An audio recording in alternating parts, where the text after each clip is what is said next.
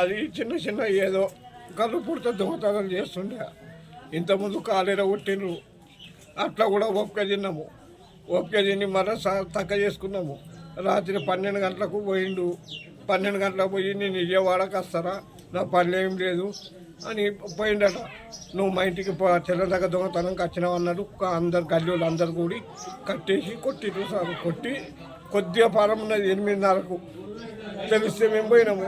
మా బాపు, మా చెల్లెలు, మా మరద గిట్ట పోయినాం. తెచ్చి అంతగా ఏరిగింది ఉండే అది కడిగేస్తామని కడిగేసి గిట్ల వండబెట్టినాము. ఎక్కువమన్నాడు కథ పానం ఉంది. ఎదల మీద బాగా కొట్టింది. వెనుక మొత్తం ఇదంతా రక్తం గడగట్టిపోయింది. అది గడగట్టింది.